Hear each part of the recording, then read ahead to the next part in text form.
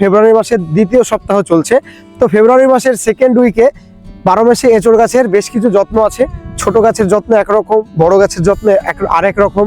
এই সময় সব থেকে পরিচর্যা প্রথম ফার্স্ট যেটা থাকছে সেটা হচ্ছে আপনার গাছে কিন্তু এই সময়তে একটা খাবার দিতে হবে। বর্ষার আগেই চেষ্টা করবেন দুবার খাবার দেওয়ার।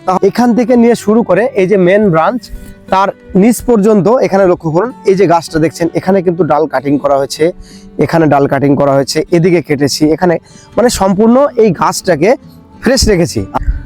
আসসালামু আলাইকুম সুপ্রিয় দর্শক মন্ডলী, কেমন আছেন আপনারা? দেশ ও দেশের বাইরে যে যেখান থেকে আজকের এই প্রতিবেদনটি দেখছেন সকলকে স্বাগত জানাই আশার আলো এগ্রো চ্যানেলের পক্ষ থেকে। আপনারা তো জানেন আশার আলো এগ্রো চ্যানেল সর্বদা সবুজের সাথে, সেই সঙ্গে কৃষকের পাশে।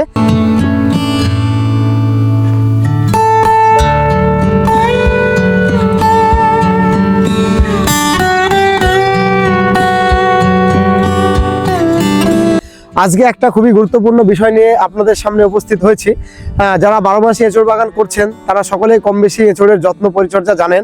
তারপরেও এই সময়তে কিন্তু একটা গুরুত্বপূর্ণ কিন্তু যত্ন এই সময় আছে। বিশেষ করে এখন ফেব্রুয়ারি মাসের দ্বিতীয় সপ্তাহ চলছে।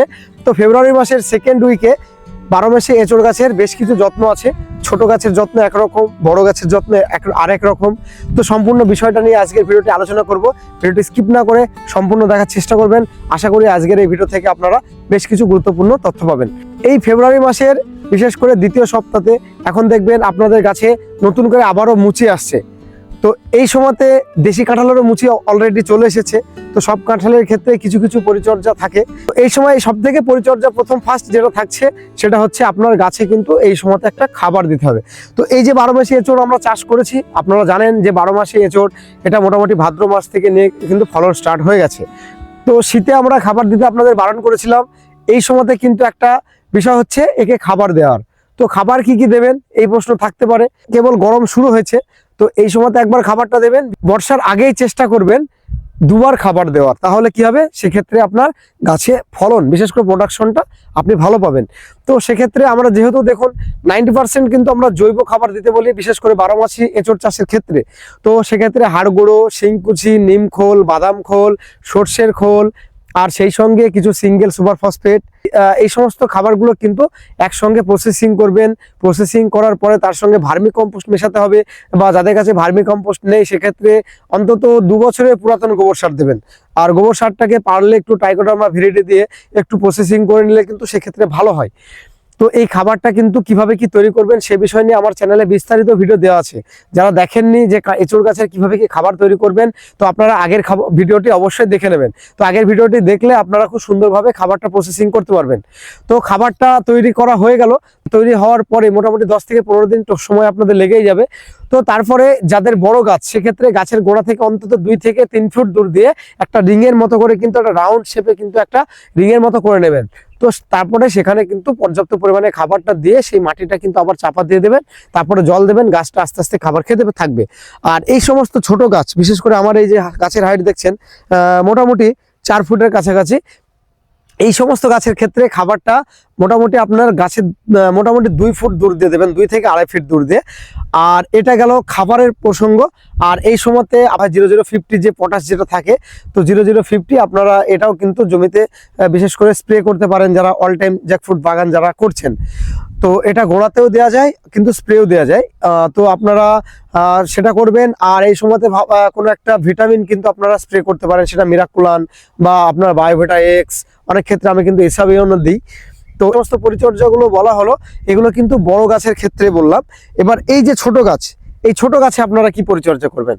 তো চলুন এবার ছোট গাছের বিষয়টা আপনাদের বলছি। এই আমার এই গাছগুলো, যেমন এই গাছগুলোর বয়স হচ্ছে মোটামুটি 7 মাস হবে। আর আমার পিছনে এই যে গাছটা, এই যে গাছগুলো দেখছেন, এই গাছগুলো কিন্তু একটু বয়স বেশি হবে। এই গাছগুলো মোটামুটি বয়স আপনার 10 মাসের কাছাকাছি। তো কিন্তু আমার ছোট্ট গাছে কিন্তু অলরেডি ফল চলে এসেছে। তো চলুন এবার ফল যে এসেছে সেগুলো আপনাদের একটু দেখাবো। অনেক গাছে কিন্তু ফল এসেছিল, কিন্তু আমি বেশি ফল রাখিনি। আমি মোটামুটি আপনার একটু পরীক্ষামূলকভাবে কিন্তু 2 থেকে 3টে গাছে কিন্তু ফল রেখেছি। দেখছেন আপনারা, এখানে একটা রেখেছি। আর এটা পুরুষ মুচি যদিও, আর সম্ভবত এটা কিন্তু স্ত্রী মুচি হবে। তো এই গাছে কিন্তু এখানে 2টো অলরেডি, এখানে একটা মুচ আছে, দেখা যাক নেক্সট টাইম কি হয়। এখানে 2টো রেখেছি, এই যে দেখছেন এখানে কিন্তু 2টো রেখেছি। তো সেক্ষেত্রে আর একটা গাছও দেখাচ্ছি আপনাদের। 3টে গাছে কিন্তু আমি পরীক্ষামূলকভাবে রেখেছি, বাদ বাকি সমস্ত মুচি কিন্তু আমি কেটে দিয়েছি। বড় গাছের পরিচর্যা বললাম, এবার ছোট গাছে কি পরিচর্যা করবেন সে বিষয়টা একটু শেয়ার করবো আপনাদের সঙ্গে। তো এই গাছটাতেও কিন্তু দেখুন, এখানে কিন্তু ছোট্ট গাছে মুচি কিন্তু এটা রেখেছি। বড় গাছের পরিচর্যা আর খাবারের বিষয়টা বললাম, এবার ছোট গাছে এই গাছটা দেখুন, এত ছোট গাছে কিন্তু ফল নেওয়া উচিত নয়, কিন্তু আমি তারপরে 3টে গাছে একটু পরীক্ষামূলকভাবে রেখেছি। আমার মোটামুটি বাগানে প্রায় 15 থেকে 16টা গাছে মুচি এসেছিল, তো আমি কিন্তু পরীক্ষামূলকভাবে রেখেছি। এইবার আমি একটু কাছে আসতে বলবো। ছোট গাছের ক্ষেত্রে যেহেতু এই গাছটা সামনের ভাদ্রতে ইনশাল্লাহ ফল চলে আসবে, সেক্ষেত্রে এখানে দেখছেন এখান থেকে নিয়ে শুরু করে এই যে মেন ব্রাঞ্চ তার নিচ পর্যন্ত এখানে লক্ষ্য করুন, এই যে গাছটা দেখছেন এখানে কিন্তু ডাল কাটিং করা হয়েছে, এখানে ডাল কাটিং করা হয়েছে, এদিকে কেটেছি, এখানে মানে সম্পূর্ণ এই গাছটাকে ফ্রেশ রেখেছি। এখানে আপনারা দেখছেন এই যে কাণ্ডের গোড়াতে আপনারা দেখছেন এই যে ছোট্ট ছোট্ট এই সমস্ত ডালগুলোকেও কিন্তু এখান থেকে ভেঙে দেওয়া হয়েছে বা ভেঙে দিয়েছি। তো যাদের ছোট্ট গাছ তারা খাবারের ব্যাপারটা যেটা বললাম, খাবার এই নিয়মে দেবেন, কিন্তু এই যে কাটিংটা এই সময়তে কিন্তু প্রুনিংটা কিছুদিন আগে করা দরকার ছিল, কিন্তু অতিরিক্ত শীতের জন্য কিন্তু আমি প্রুনিংটা একটু লেটেই করেছি। আপনারা এই সময়তেও করতে পারেন, কোনো সমস্যা নেই।